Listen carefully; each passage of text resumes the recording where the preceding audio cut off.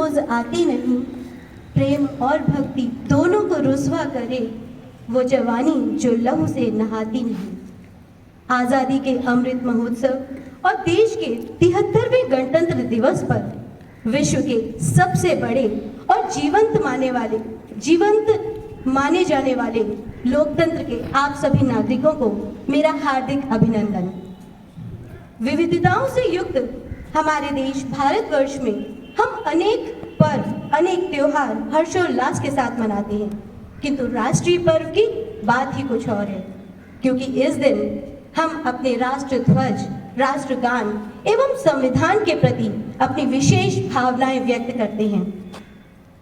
ठीक इसी प्रकार अभी पिछले दिनों 23 जनवरी 2022 को पूरे भारतवर्ष ने नेताजी सुभाष चंद्र बोस के 125वीं जयंती मनाई और उस प्रसंग को एक बार पुनः याद किया कि जब 23 जनवरी 1948 को भगत सिंह नेताजी सुभाष चंद्र बोस की जयंती पर गांधी जी से 2 शब्द कहने को कहे गए। ठीक उनकी हत्या के 1 सप्ताह पूर्व तो उनके यही शब्द थे कि प्रायः लोग मुझे उनका विरोधी मानते हैं, किंतु वास्तविकता तो ये है कि विविधताओं से युक्त जिस भारतवर्ष की परिकल्पना उन्होंने की थी, उसी भारतवर्ष की परिकल्पना मैंने भी की है। आज इस प्रसंग को एक बार पुनः आप सबके समक्ष प्रस्तुत करने का एकमात्र उद्देश्य यही है कि हम सब ये जान लें कि मातृभूमि के स्वर्णिम भविष्य के लिए भक्तों ने भले ही अलग अलग परिकल्पनाएं की हों, किंतु न्याय, समता, स्वतंत्रता और भ्रातृत्व के मूल्यों ने उन सब के सपनों को एक ही सूत्र में पिरो के रखा है। और जब भारत का संविधान बना तो वो भी इन्हीं 3 जीवन मूल्यों पर आधारित था: समता, स्वतंत्रता और बंधुत्व। तो आज देश के 73वें गणतंत्र दिवस पर हमें ये संकल्प लेना चाहिए कि हम स्वाधीनता संग्राम के मंथन से निकले इन जीवन मूल्यों को पुनः जीवित करें, तभी आज़ादी का ये अमृत महोत्सव सही दिशा पकड़ पाएगा। अब मैं आमंत्रित करना चाहूँगी मैम पुष्पा पांडे को कि वे मंच पर आएं और आज के विशेष दिन पर कुछ और प्रकाश डालें। मैम पुष्पा पांडे।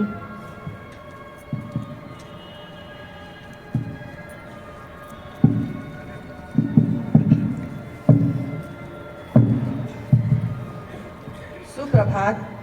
दुनिया के सबसे बड़े संविधान का खिताब हमने पाया है। पूरे विश्व में लोकतंत्र का डंका हमने बजाया है। मां सरस्वती के चरणों में नमन करते हुए आदरणीय प्रधानाचार्य महोदया, मेरे प्रिय साथियों और प्यारे बच्चों, गणतंत्र दिवस की पावन मधुरिम बेला में आप सभी का हार्दिक अभिनंदन। देशभक्तों के त्याग और तपस्या, बलिदान की अमर गाथा कहने वाला यह पावन पर्व गणतंत्र दिवस, जिसका अर्थ होता है जनता के द्वारा जनता के लिए बनाया गया शासन। 15 अगस्त सन 1947 को हमें अंग्रेजी हुकूमत से आज़ादी तो मिली, परंतु संवैधानिक रूप से हम 26 जनवरी सन 1950 को इस पुण्य दिवस के दिन 26 जनवरी स्वर्गीय श्री राजेंद्र प्रसाद जी के नेतृत्व में बाबा साहब अम्बेडकर जी की समिति के द्वारा बनाए गए नए संविधान को लागू करने में समर्थ हुए। आजादी का मतलब केवल गुलाम ही समझ सकता है। हम सौभाग्यशाली हैं, हम परम भाग्यशाली हैं जिसने स्वतंत्र भारत में जन्म लिया। प्राचीन कालीन, मध्यकालीन और वर्तमान भारत के उदाहरणों से मैं आपको अवगत कराती हूँ।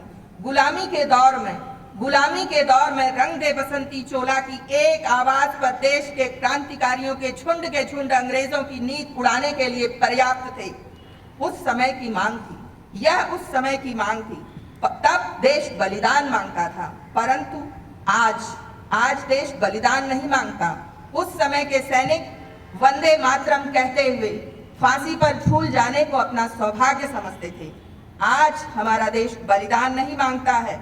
आज हमें अपने कर्तव्य का पालन करना है, चाहे हम किसान हों, चाहे छात्र हों, चाहे अध्यापक हों, चाहे नेता हों या अभिनेता हों, व्यापारी हों, अपने कर्तव्य का पालन करें।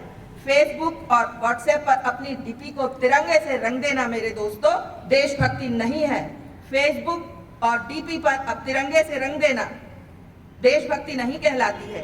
किसी की जान बचाने से ज्यादा सेल्फी लेकर के उसके वीडियो को बनाकर लोगों को भेजना अपना कर्तव्य मानने वाले लोगों से मैं यह कहना चाहूंगी कि जिस दिन हम नंगे पैर भूखे पेट सड़क पर साल में 2 बार तिरंगा बेचने वाले बच्चों और गरीबों का पेट भरने तथा उन्हें शिक्षित करने का प्रण ले, उनके सच्चे स्वास्थ्य का, उन्हें स्वच्छ वातावरण देने का प्रयास कर पाएंगे, वही हमारी देशभक्ति होगी। क्या वो देशभक्ति समझते हैं? क्या वो देशभक्ति समझते हैं जिनको भूख और पीड़ा, जिनको स्वास्थ्य और छत की आवश्यकता है, वो नहीं समझते। वो तो बेचारे न मंदिर को जानते हैं, न मस्जिद को जानते हैं, न उन्हें शिवालय की कीमत पता है। वो तो केवल भूखे पेट एक कौर को जानते हैं, एक निवाले को जानते हैं।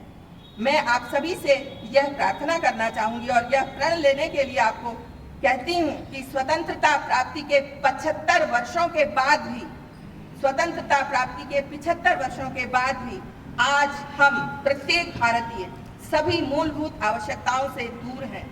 कुछ वर्ग ऐसा है, धनी वर्ग है, संपन्न वर्ग है, उसके पास तो सब कुछ है। जो गरीब है उसको न अच्छा घर है, न शिक्षा है, न भोजन है, न वो स्वच्छता जानता है। तो हमें जीते जी उसको दान के रूप में उसकी शिक्षा का प्रबंध करना चाहिए। अगर हम स्वस्थ हैं, शारीरिक रूप से हमें कोई परेशानी नहीं है, तो रक्तदान दे करके दूसरे का जीवन बचाने का प्रयास करना चाहिए और मृत्यु पर्यंत इस नश्वर शरीर को देहदान करके यहाँ से जाना चाहिए। मृत्यु पर्यंत इस नश्वर शरीर को, जिसकी कोई कीमत नहीं है, जो मिट्टी में मिल जाएगा, हमारे अंग अगर किसी के जीवन को बचाने में समर्थ हो सके तो हमें ये प्रण अवश्य करना चाहिए। लोकतंत्र के इस महान पर्व पर हम यह प्रण करें कि हम अपनी पीढ़ी को न हिंदू बनाएंगे, न मुसलमान बनाएंगे, न हिंदू बनाएंगे, न मुसलमान बनाएंगे, न उन्हें सिख बनाएंगे, न ईसाई बनाएंगे। हम उन्हें एक सच्चा मानव, एक सच्चा भारतीय बनाएंगे। राष्ट्र निर्माण के लिए हमें जाति, धर्म, संप्रदाय से ऊपर उठकर यह प्रण लेना है। राष्ट्र निर्माण के लिए हमें जाति, धर्म और संप्रदाय से उठकर यह प्रण लेना है। ये सरकार मेरी नहीं है, ये भगवान मेरा नहीं है, मैं धन्य हूँ, मैं भाग्यशाली हूँ, मैं इस मिट्टी की संतान हूँ, मैं सच्ची भारतीय हूँ। इसी शब्दों के साथ मेरा भारत को, मेरे अमर शहीदों को शत शत नमन, शत शत नमन। वंदे मातरम, वंदे मातरम। भारत माता की, भारत माता की।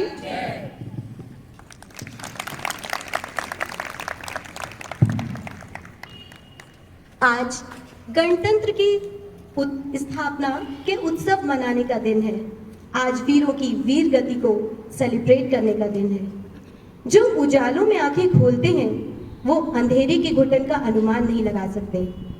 आप और हम सभी ने किस्सों में, कहानियों में सुना है कि गुलामी क्या थी, कैसी थी और कितनी कठिनाइयों के बाद अंततः हम संप्रभुता संपन्न गणराज्य बन सके।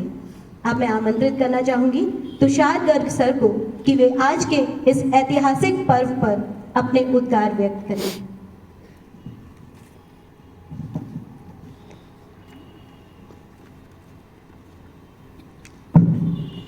Good morning, everyone. Today, we are all gathered here to celebrate this auspicious day of our country. Republic Day is celebrated to remember the historic moment when our country became an independent republic country. We all know that India became independent on 15th August 1947.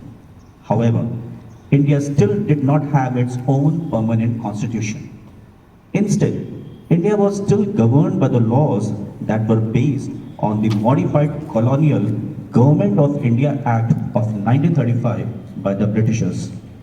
After independence, our leaders decided to change this, and a committee was made to draft our own constitution. After a lot of brainstorming, deliberations, amendments, the committee, which was headed by Dr. B.R. Ambedkar, submitted a draft of Indian Constitution, which was adopted on 26th November 1949 and it officially came into effect on 26th January 1950. That day, we got our Republic Day. Dr. Rajendra Prasad began his first term as the President of India. This national event is celebrated every year with lots of joy, happiness, and pride. A flag hoisting ceremony takes place at the Rajpath in the capital of India, followed by a Republic Day speech given by the President. However, from this year, Republic Day celebrations started from 23rd January, the birth anniversary of Netaji Subhash Chandra Bose, and it will end on 30th January, the day when Mahatma Gandhi was assassinated. Our forefathers sacrificed everything to gain independence, and they gave us a constitution that India is a sovereign, socialist, secular, democratic republic country. It assures its citizens justice, equality, liberty, and fraternity that we all enjoy. It gives us rights and duties to the citizens. However, I would like to end by saying that rights and duties go hand in hand. We all are aware of our rights, but then it is our duty to respect and adhere to the basic principles and values and try to be a better citizens. It is our duty as a citizen to confront ever-growing challenges, and these challenges include poverty, unemployment, pollution, and for the last 2 years, the biggest problem that we all are facing is COVID.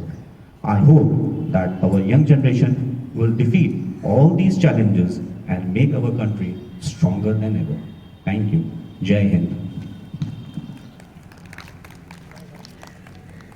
धन्यवाद sir. यकीन मानिए, दुनिया की कोई शब्दावली, कोई साहित्य, कोई कविता इतनी समर्थ नहीं हो सकती कि वो कुर्बानियों की आवाज बन सके। आखिर कौन गा सकेगा उस युग की करुण गाथा को, जब बस्ती के सजीले शोक जवा बन बन के सिपाही जाने लगे, जिस राह से कम ही लौट सके उस राह पे राही जाने लगे। किंतु हम शिक्षकों ने एक देशभक्ति गीत के माध्यम से उस युग की करुण गाथा को आप सबके समक्ष प्रस्तुत करने के लिए तैयार किया है। तो आप सबके समक्ष प्रस्तुत है एक देशभक्ति गीत।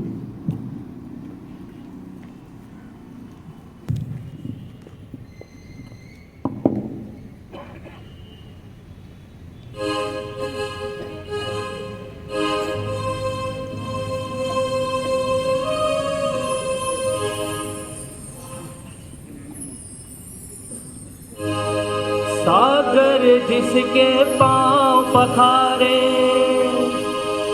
अजब हिमालय ताज है।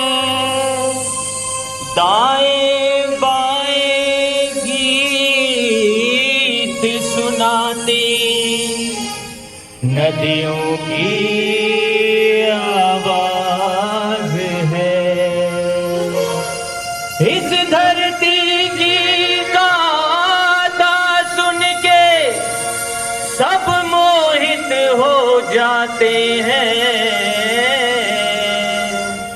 इस माटी में जन्म लिया, हमको इस पे नाज है। हमको इस पे नाज है।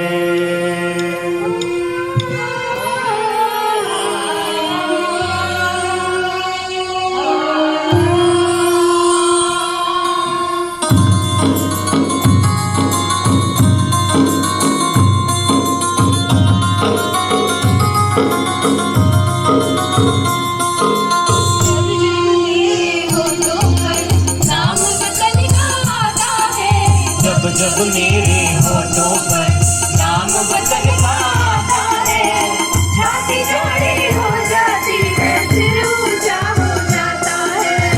छाती चौड़ी हो जाती है, सिर ऊंचा हो जाता है। कितना प्यारा देश हमारा,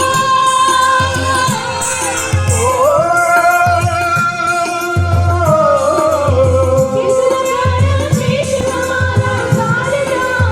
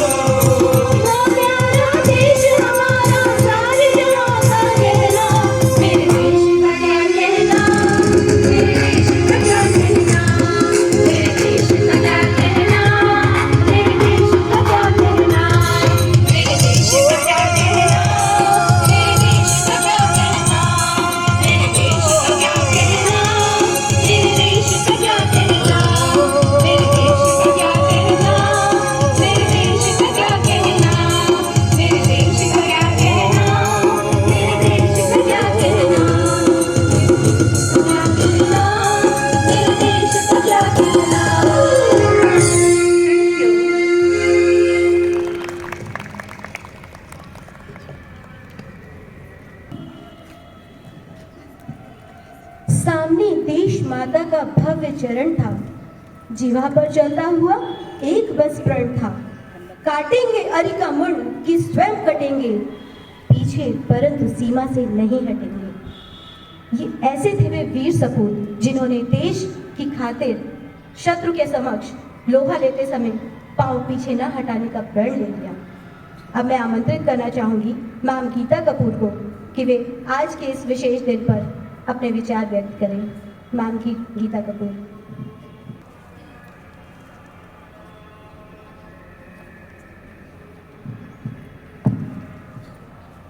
सुप्रभात, आदरणीय प्रधानाचार्य महोदय जी एवं यहाँ उपस्थित समस्त जन। जैसा कि आप सभी को विदित है कि हम सभी यहाँ भारत का 73वां गणतंत्र दिवस मनाने के लिए एकत्रित हुए हैं। अपने विचारों को व्यक्त करने से पहले मैं कुछ पंक्तियां पढ़ना चाहूंगी। आज नई सज धज से गणतंत्र दिवस फिर आया है, नव परिधान बसंती रंग का माता ने पहनाया है।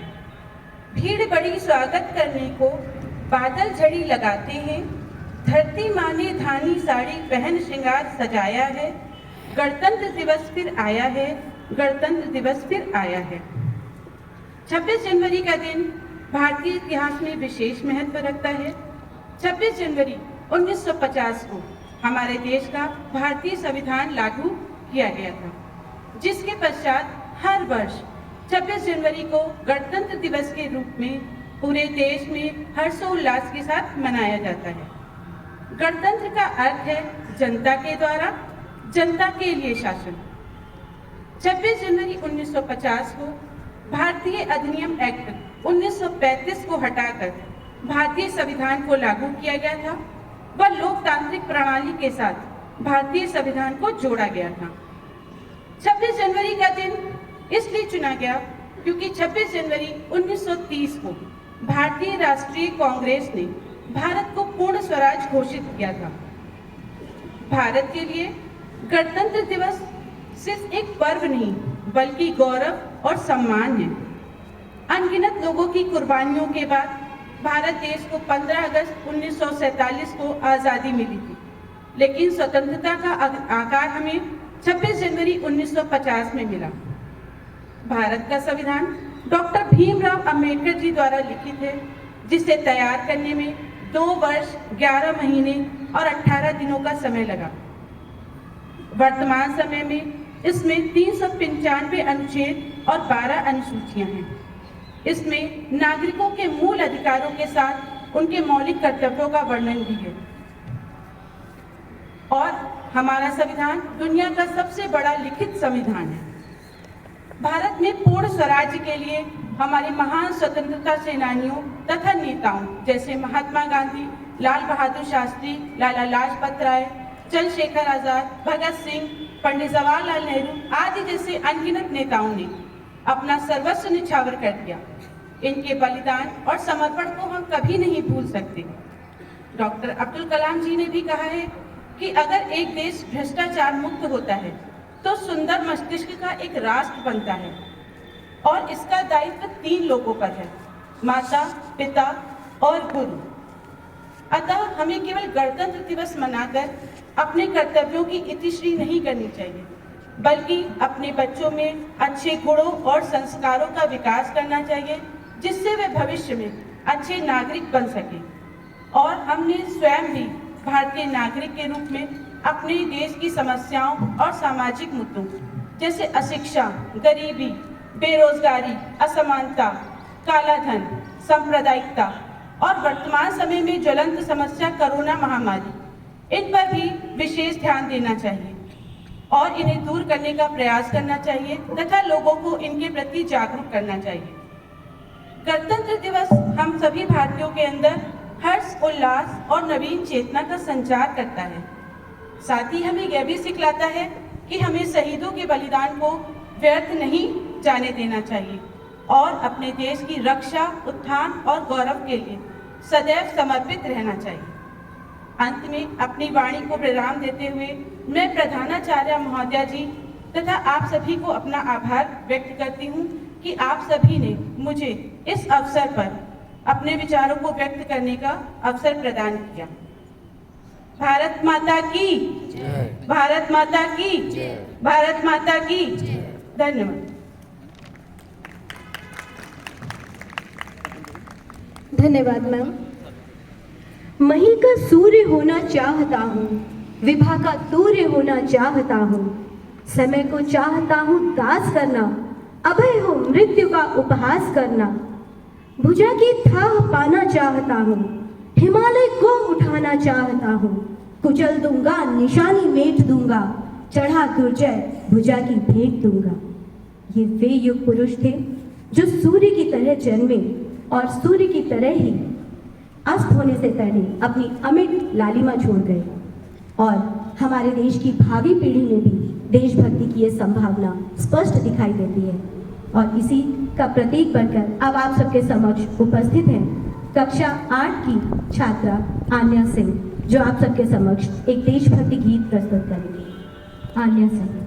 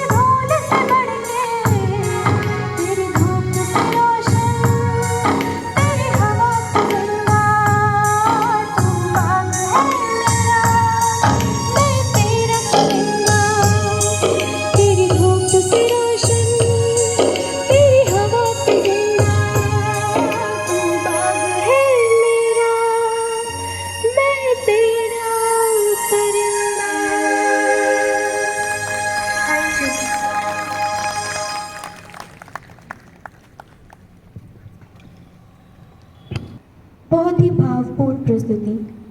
इस गीत ने हमें ये विश्वास दिला दिया है कि हमारे बच्चे भी अपने देश के प्रति उतने ही संवेदनशील हैं।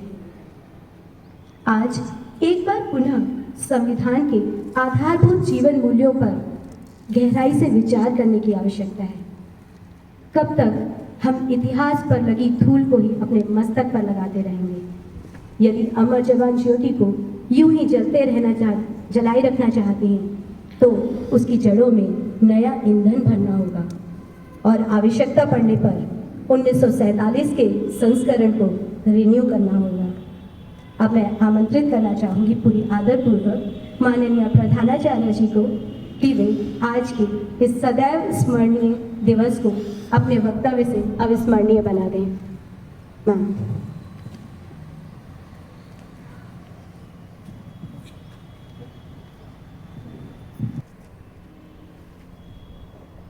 Vande Mataram. On this very special day of our country, we have all gathered here to pay our respect to the tricolor. And it has always been a day of great importance and will always be a day of great importance for all Indians. The kind of society in which we are living, we as teachers and our children who are back at home, we all need to see what exactly is happening around us. Politics keeps on happening, sometimes UP elections, sometimes the central elections, and we know how the politicians, what all they do to win, to downcast the opponents. That's all part of politics. What is really important for us Indians, is to realize that we rise above this so-called dirty politics, the vote bank politics. We are today celebrating our Republic Day. Unfortunately, I always feel this, that Republic Day, Independence Day, these 2 days we count on. The working people, I'm not talking about me specifically or you specifically or the children who are back at home specifically, but in general, the mindset of the people is a short day working just to go for flag hosting and come back and relax. Wherever possible, in certain government offices we find it's just done for the sake of doing. That attachment, that commitment which is required, which should burn round the year, and it should be renewed every specific day, that's 26th January, 15th August. Renewal has to happen, and then the fire keeps on burning round the year, again a renewal, and then the fire continues. That's not happening. We here, as I came to school, you people came to school, we have seen so many places, and even now we are hearing all patriotic songs sung today. The radio channels are, reverberating with patriotic songs only today. This only today is something which always pricks me. And I feel personally that these 2 days, and fortunately we are going to celebrate our 75th Independence Day this year, you see the market gets flooded. Feelings are not taken care of. How to make money is taken care of. Republic Day sale comes on Amazon and so many other sites that are there, and you see the malls and all. Sale is there. Who talks about patriotism? Where is the nation? I don't see that. So be it politicians, be it people, everybody is just thinking of money. And that is their priority, I feel. Nowhere nobody is actually concerned about how nation is doing, what they are doing. If I don't support a party, whatever good that person does as the leader of the party, be it our respectable Prime Minister or any other person, whatever good happens, it is subject to criticism. I feel as teacher community we should definitely try to ensure that our children, they get the true essence and the true feeling of patriotism, the kind of attachment that they should have for the nation is to be inculcated by us and of course by the parents. We need to respect the good things even if it comes from our opponents in terms of politics. What kind of education system we are following and what kind of education system is bringing forth the next generation of adults, we need to review. When in the news yesterday, I read and I saw that somewhere in Bihar, if I am not wrong, I am forgetting the city, the students, they burned down a train because their demands were not fulfilled. What is this education and what students are doing? Are they educated in real sense of term? Education is not degree. Education is to be aware of what we are supposed to do. Even if we are in opposition, how we should put forward our opposition. Even if we have disagreement with one another, how we express that. This is education. And it is important that we as the teaching fraternity ensures that the right kind of values, the value system that has to be very, very strong has to be inculcated. India has always been a country which was and is culturally very, very strong. We were known for our culture, tradition. We know what is the importance of the elders back in our family.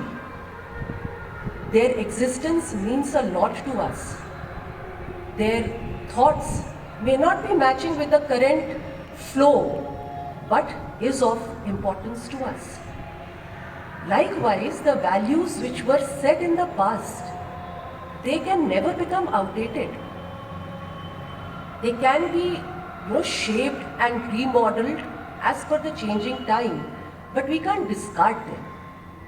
Honesty is the best policy. Suppose we take this can never grow, redundant. We can't say that, no, this is outdated concept and now we can't exist with this. Likewise, these values will always help us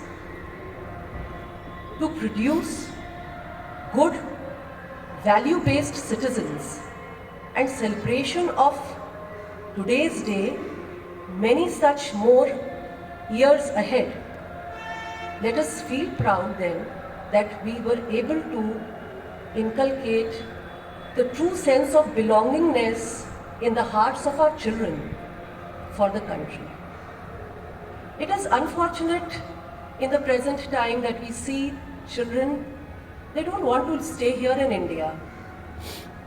Everybody wants to go and settle abroad. Why can't we make our country such, where we are born, where we are brought up, the country which has given us education? Why can't we make this place the best place for our survival? No matter wherever we go, when you come back to your home, you feel the comfort, and that comfort you will not find in any place, be it a 5-star hotel, a 7-star hotel. You may go on a world trip, but when you come back to your home, you find the comfort, the calmness, the peace of mind. That exactly happens with every Indian who is outside. When they are out, they don't realize. When they come back, then they realize the difference between the country where they belong to and where they go and earn. They may go and earn for a temporary period, I understand. But the kind of mindset, why I am saying this, because we teachers influence the children. we should ensure that as an opportunity to go and learn outside, definitely people should move. But this place is not good and so we go abroad is not the right concept.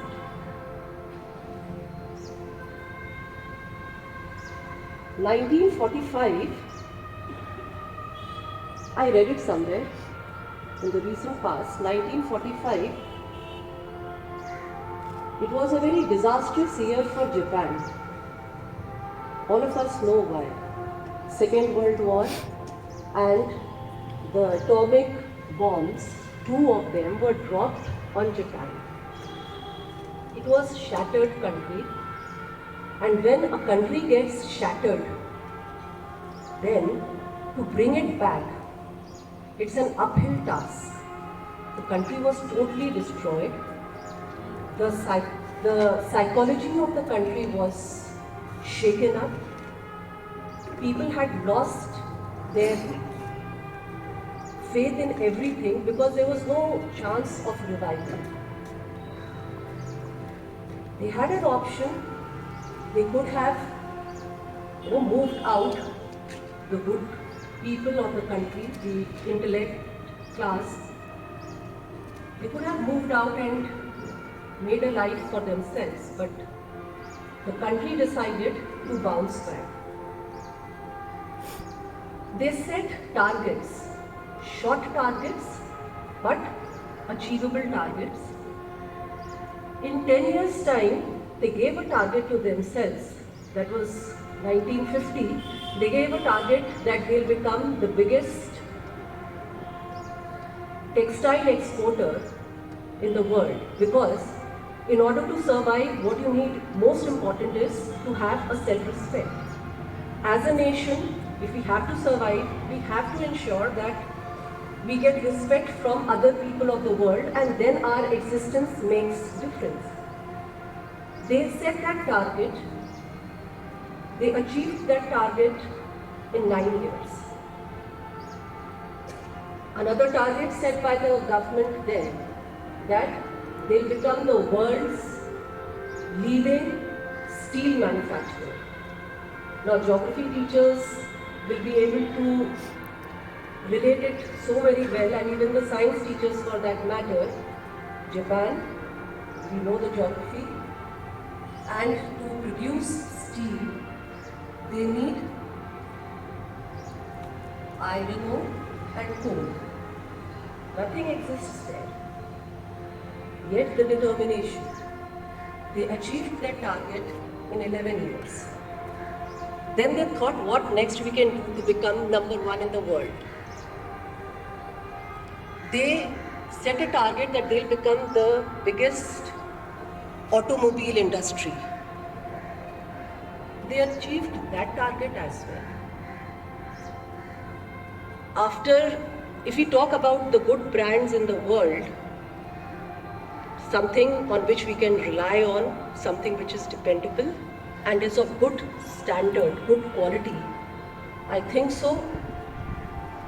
We say German products, and then of course it's the Japanese products. So what they did, they decided that they'll stay in their country, they'll make it flourish back again, and they bounced back. And we know what Japan is today. So we learn from each other, we learn from other nations as well, from their history as well.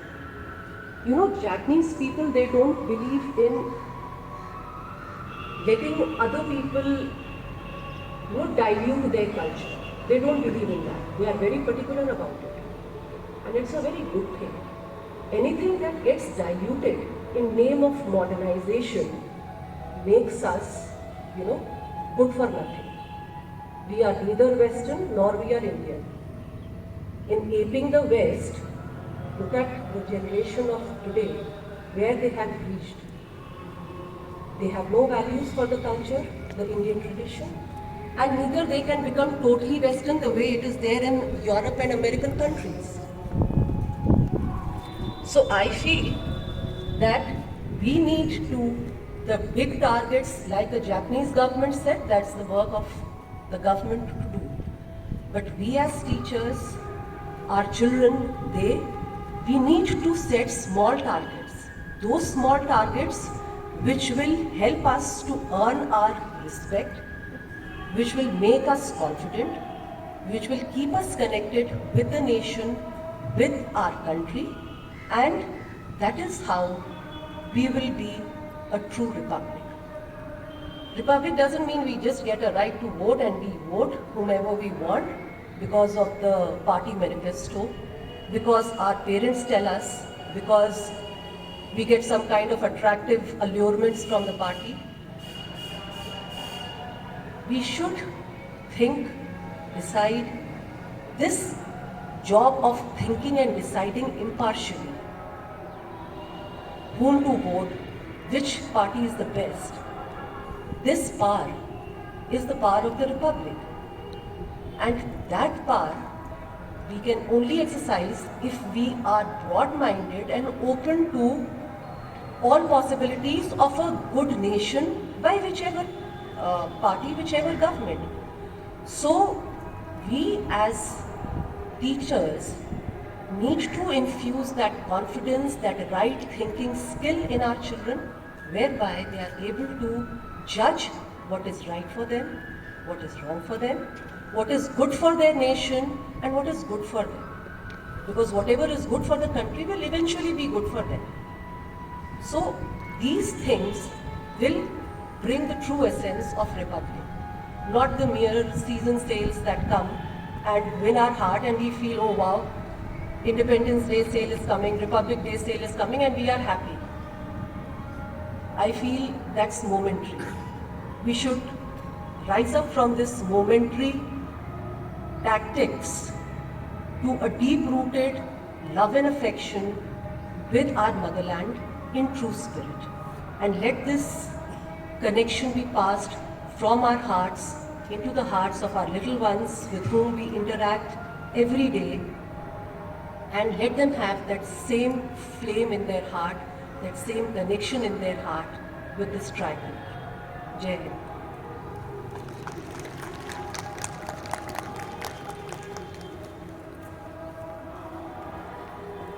धन्यवाद ma'am.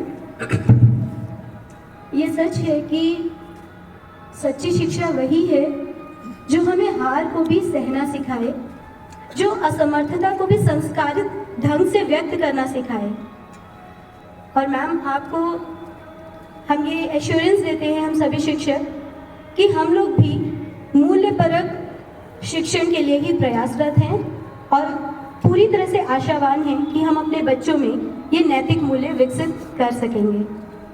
अब आप सभी से निवेदन है कि आप लोग अपने अपने स्थान पर राष्ट्रीय गीत के लिए खड़े हो जाएं।